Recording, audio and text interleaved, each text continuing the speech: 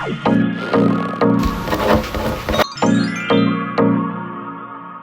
guys, welcome to my channel, or welcome back to my channel. Thank you so much for clicking on today's video. It's wrap up time, and what a month it has been. I have been so busy in June, and also I feel like I've blinked and June is over, and it's just led for an interesting reading month. I felt really unsuccessful this month. However, I've produced quite a good number in terms of books read. However, I've read most of them on audiobooks, so let's get into it. This is my stack for the month. Means nothing, but we shall see. Okay, so to start the video, let's start off with the stats of the month. So I have read 13 books in total. Like I said, I felt really unsuccessful this month, and I think it's because not many of them have I physically read. So I feel like I've not done a lot of reading, but I have done a lot of listening. So out of the 13 books, 1, 2, 3, 4, 5, 6, 7, 8, 9, 10, 11 of those 13 books I have listened to audibly, and then 2 of them I've read. I am also 10%, just to start off the video, I am 10% through Magnolia Parks, so hopefully by the end of July we can get my thoughts and feelings on that, but right now I can't tell you because I am not there yet. So out of the 13 books, in total we've read 5,049 pages with a daily page count of 168.3, a book page count of 388.38. My most read genre was romance, and I hauled 3 books. One of them was on Kindle and 2 were from my book of the month. Let's get into my TBR. Now again, I don't feel very successful this month, partly because my TBR I found such a holy grail and I had to stick to, and as you can see I have not managed it this month. So I did complete the DNA duo series, and I read One of Us is Lying, Divine Rival, Shared Hearts. I haven't read Falling Embers, and I'm 10% through Magnolia Parks. However, looking at July's TBR and looking at kind of my month and my reading goals and everything of the month, I'm hoping to get as much of that done before my holiday as I can, and then on my holiday I can focus on like holiday reads, and the aim is to maybe go back and read Falling Embers and some more of the Magnolia Park series in the hopes that I do get into them, because they are books that I want to get to. I'm not kind of DNFing them or whatever, I just didn't get to them this month, and this month has been crazy. So let's get into the books that I actually did read. So first book we read this month was Hopeless by Elsie Silver. I listened to this book and ended up giving it 4 stars. You're Following Go, which is the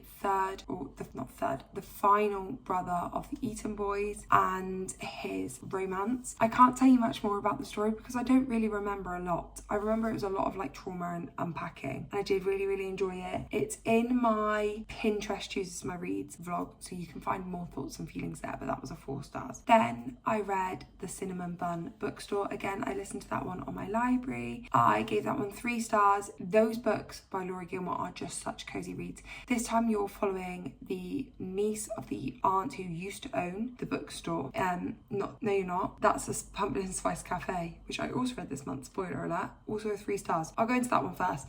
Pumpkin Spice Cafe, 3 stars. You're following the niece of the aunt who used to own the cafe, and the niece has just taken over the cafe from the aunt so the aunts can go off traveling, and she meets kind of the grumpy farmer who comes to drop off produce and scares her one morning, and then he feels the need to kind of save her, and she just wants to kind of find life in this adult world after leaving her previous life behind her. Again, 3 stars, comfy cozy read. And then The Cinnamon Bun Bookstore, you are following the bookstore manager. She's not the owner, but she's the manager. She runs the store because the owner lives out of town, and the fisherman, bad boy kind of fisherman who's down bad, or the bookstore manager. And again, just a very cute cozy romance. They are spicy. I did find that The Cinnamon Bun Bookstore wasn't as spicy as some of the others. Same with Pumpkin Spice Cafe. I do feel like it's a good level of spice, and I just find them cute and cozy, and I do really enjoy it. But I say a good level of spice, I'm a spice reader, I'm a spice lover, so some people find it too much, others find it kind of just right. I then went on to read Do Me a Favour. Again, I read that one audibly. I cannot tell you a single thing that book was about. I know I listened to it, I know it was for one of my Kindle or no Goodreads bookmark because it's by a person of colour author, I believe.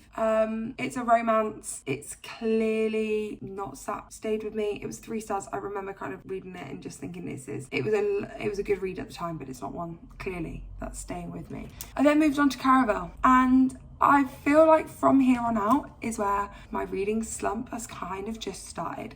I loved Caraval. Now, I've got it down as a 4 stars. I read it in my Pinterest Choose My Read vlog and I ate it up. I want to read book 2 and I want to read book 2 right now, but I don't actually own book 2. So that's kind of giving me a pause at the moment to try and get through like my actual TBRs. But yeah, Caraval was incredible. If you don't know what Caraval is about, you are following 2 sisters who have grown up in a toxic household and they dream of going to Caraval, which is a game on set, like created by this person called Legend, and if you win, you win like the ultimate prize. And this year they get drafted to go to Caraval and it's navigating that, but obviously they run into different male and female characters and it's a whole game based on like imagination, so you don't know who to trust, you don't know what's real, what's fake, and you don't want to get swept up in the game because a lot of people do get run away with it, but then also some people don't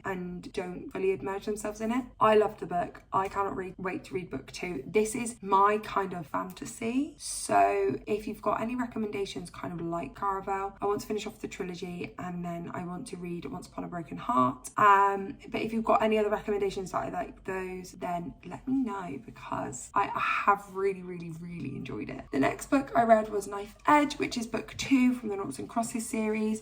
This is where you're following Sephi, who is the female main character from book 2, kind of navigating life post the end of book 1. I can't really say too much. And she is navigating that with one of the male side characters from book 1 who is not like, and navigating life and trying to help him, but you're also seeing his story and his point of view and kind of the nasty things that he does as well. This was another 3-star. They are good books. They are YA books, so I do feel at points I'm just kind of grinning and bearing it and I'm not loving it, but I did find that it was a good read and they are very thought-provoking.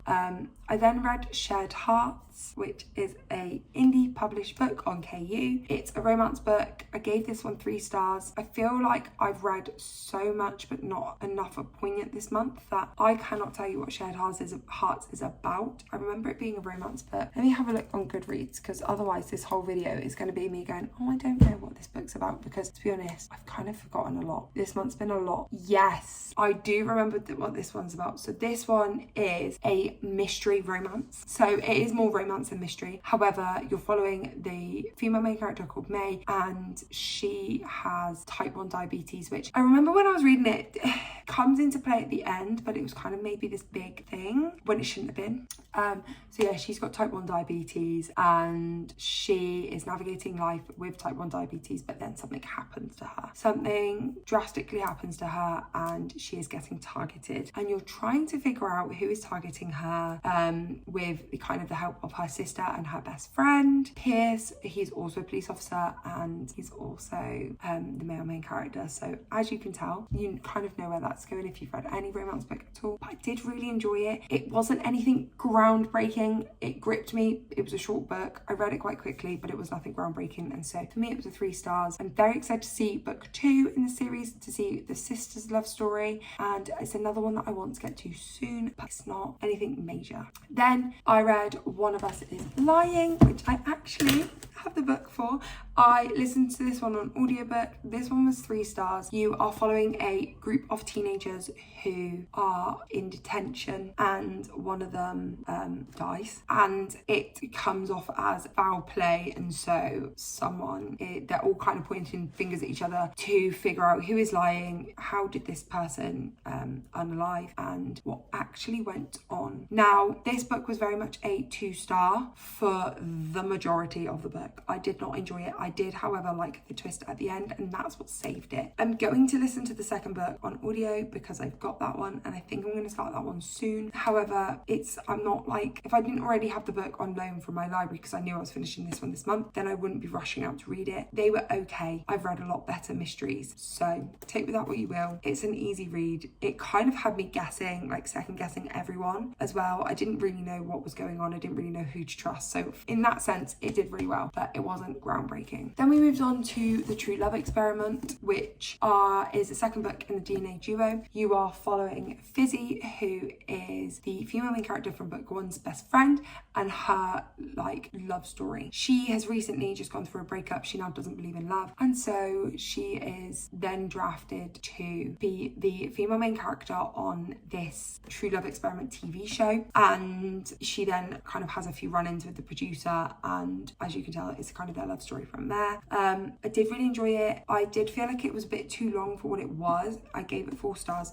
I listened to it on audio book, so I did feel like it was a little bit too long, but I did really enjoy it, and I would highly recommend the book. I prefer this book actually to book one, which I know is unpopular, but I do feel like this book was really good. Then I read Divine Rivals. I gave this one 3 stars. In all honesty, I feel like it could be a 2. It's in that kind of 2 to 3. This book is highly raved about. You are following Iris and Roman, and they are rivals at their writing company. They write newsletters, and then this war hits and Iris leaves the company to go and pursue something else, and then they are connected also through mystery typewriters, which we know is the author, but they don't know. I listened to this one on audiobook. I will say I was listening to this on holiday and I just kept falling asleep, so at points I don't know how things happened. It's not one that gripped me. So audiobooks I tend to listen to quite a lot, and when the story grips me, I'm like wanting to listen to it when I'm driving to and from work or when I'm getting ready and stuff. This one didn't grip me. It took me a while to read. I think I'm going to go into book 2 just because I've got the hold on the audiobook and I kind of want to just mark off the series, and I am intrigued to see where it goes, but it's not going to have much romance in it, and that's why I went into this book, and I just didn't vibe with the romance in this book. However, I feel like book 2 might be better because it's not sold to me on a romance basis, and that could be the reason why I enjoy it more. And I then listened to Atmosphere by Taylor Jenkins Reid, and this one fell victim to Divine Rivals as well. I listened to it on holiday and I kept snoozing, so I did really enjoy it. You are following a famous or this woman who is an astronaut, Joan, and she is like navigating her career through being a woman and wanting to be in space and be in NASA, and that struggle, as well as being sapphic. It's a sapphic read, and obviously sapphic in the 80s was not allowed, and so you're following Joan and Vanessa and their kind of romance that's not really a romance but it is, and how they're navigating that, and I did really enjoy it. I gave it 4 stars. I feel like on a reread when I'm actually awake it might be a 5-star read, so it's one that I'm definitely thinking about rereading before the end of the year or at some point, but it's not one that I'm rushing out to reread again. So yeah, did really enjoy it though. I would highly recommend. Taylor Jenkins Reid's books are incredible, and I would as always recommend audiobooks because they are just so well done. I did find that this one as well is more of a story than it is like an interview process, so I did really enjoy that. Then I listened to It's a Love Story by Annabelle Monaghan. This is my first Annabelle Monaghan book and I loved it.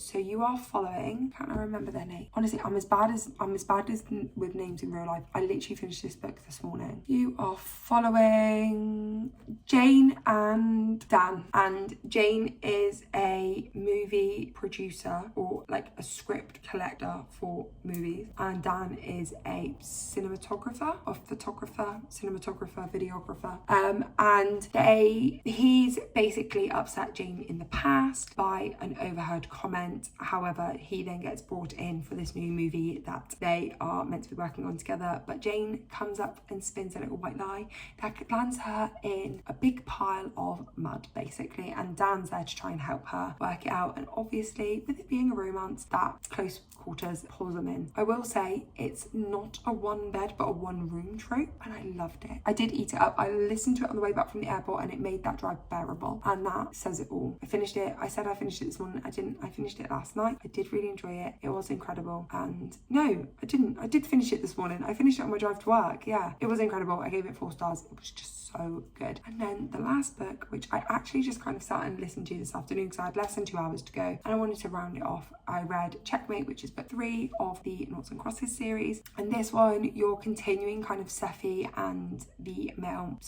main character / male main character now story, but you're also seeing point of views from the daughter Callie and then Callie's 2 grandmas, and you're just kind of seeing like a family aspect and navigating the plot line. I gave this one again a 3 stars. They are very easily digestible books. However, they're not books that I would necessarily recommend or write about. I do feel like they're very impactful and I'm enjoying the series. I want to see how it goes. I want to see kind of how the messy relationships are wrapped up. However, it's not one that I would necessarily recommend if you're not in it. Yeah, it is good though. 3 stars. And that concludes my 13 book of the month. Like I say, I don't feel very successful this month because I've listened to a lot of them audibly and I've just been so busy. So I'm hoping that in July I am going to be reading a lot more. I've got a very physical book heavy month, so the audiobooks I'm kind of going to get to are additional to my TBR, which is really exciting. I do prefer it when it's like that, and yeah, I'm going to really focus on reading. But thank you so much for watching. Make sure you like, comment, subscribe. We've got some fun videos coming up in July. I've got another holiday coming up, so we've got a few more holiday videos. There's a holiday video coming out soon from my holiday in Greece, so yeah, make sure you subscribe for all that fun stuff, and I look forward to seeing you next time. Bye.